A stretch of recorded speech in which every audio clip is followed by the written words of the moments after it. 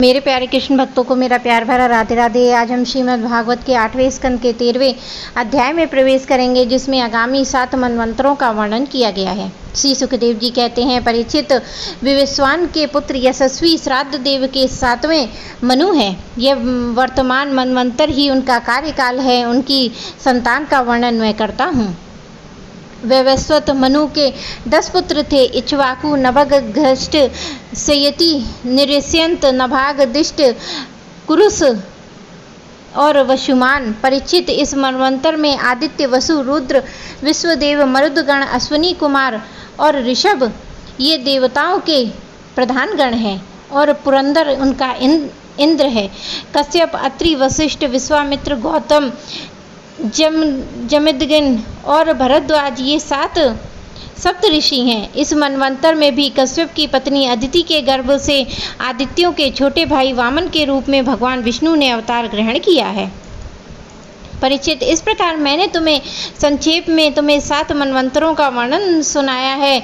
अतः भगवान की शक्ति से युक्त अगले 7 मनवंतरों का वर्णन करता हूँ। परीक्षित, यह तो मैं तुम्हें पहले 6वें स्कंद में बता चुका हूँ कि विवस्वान की 2 पत्नियाँ थीं, संज्ञा और छाया। ये दोनों ही विश्वकर्मा की पुत्री थीं। कुछ लोग ऐसा कहते थे कि उनकी एक तीसरी पत्नी बड़वा भी थी। मेरे विचार से तो संज्ञा ही नाम बड़वा हो गया था। उन सूर्य पत्नियों में संज्ञा की 3 संतानें हुई, यम, यमी और श्राद्ध देव। छाया के भी 3 संतानें हुई, सामिणी, शनैश्चर और तपती नाम की कन्या, जो सवर्ण की पत्नी हुई। जब संज्ञा ने बड़वा का रूप धारण कर लिया, तब उससे 2 अश्विनी कुमार हुए। 8वें मनवंतर में सामिणी मनु होंगे। उनके पुत्र होंगे निर्मोक, विरजरस।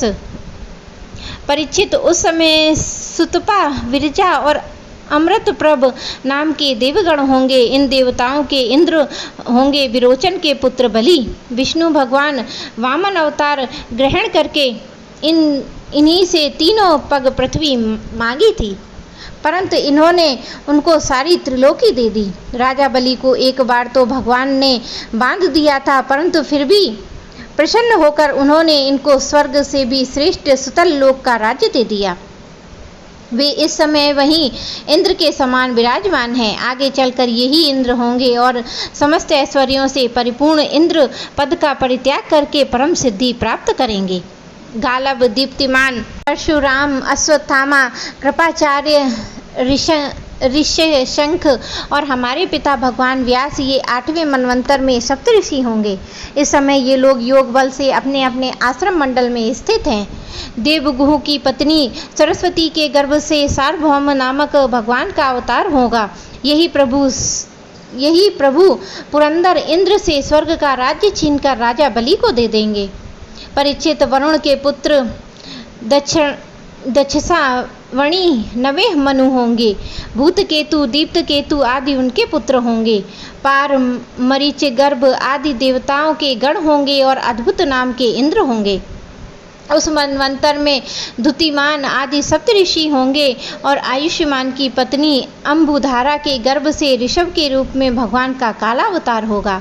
अद्भुत नाम इंद्र से उन्हीं की 2 त्रिलोकी का उपभोग करेंगे। 10वें मनु होंगे उपसलोक के पुत्र ब्रह्म सावणी। उनके समस्त सद्गुण निवास करेंगे और भूरी, सेण आदि उनके पुत्र होंगे और हविष्यवान, सुकृति, सत्य, जय, मूर्ति आदि सप्तऋषि होंगे। सुवासन, विरुद्ध आदि देवताओं के गण होंगे और इंद्र होंगे शंभु।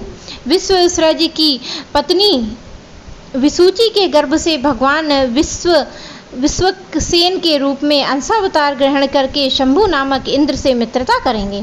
11वें मनु होंगे अत्यंत संयमी, धर्म साविणी। उनके सत्य, धर्म और आदि 10 पुत्र होंगे।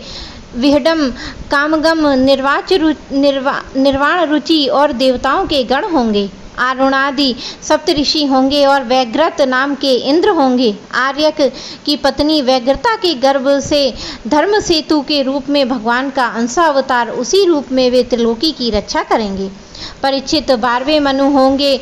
रुद्र सावर्णी और उनके देववान उपदेव और देवश्रेष्ठ आदि पुत्र होंगे। उस समय मनवंतर में ऋतधामा नामक इंद्र होंगे और हरित आदि देवगण, तपोमूर्ति, तपस्विनी, आग्नि, ध्रक आदि सप्त ऋषि होंगे।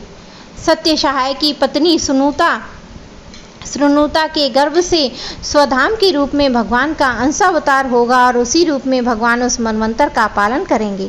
13वें मनु होंगे परम जितेंद्री देवा सावर्णी, चित्रसेन, विचित्र आदि उनके पुत्र होंगे। सुकर्म और सुतराम आदि देवगण होंगे। इंद्र का नाम होगा दिव्यस्वती। उस समय निर्मोक और तत्वदर्श आदि सप्त ऋषि होंगे। देवहोत्र की पत्नी बृहति के गर्भ से योगेश्वर रूप में भगवान का अंशावतार होगा। उसी रूप में भगवान दिव्यस्वती को इंद्र पद देंगे। महाराज 14वें मनु होंगे इंद्र सावर्णी, उरु, गंभीर बुद्धि आदि उनके पुत्र होंगे। उस समय पवित्र चाक्षुष आदि देवगण होंगे। इंद्र का नाम होगा सुचि। अग्नि, बाहु, सुचि, शुद्ध और मागध आदि सप्त ऋषि होंगे। उस समय सत्रायण की पत्नी विताना के गर्भ से ब्रह्मदानु के रूप में भगवान का अवतार ग्रहण करेंगे तथा कर्मकांड का विस्तार करेंगे। परीक्षित, ये 14 मनवंतर भूत, वर्तमान और भविष्य तीनों ही काल में चलते रहते हैं। इन्हीं के द्वारा 1 सहस्त्र चतुर्युग वाली कल्प की समय की गणना की जाती है। मेरे प्यारे कृष्ण भक्तों को मेरा प्यार भरा राधे राधे।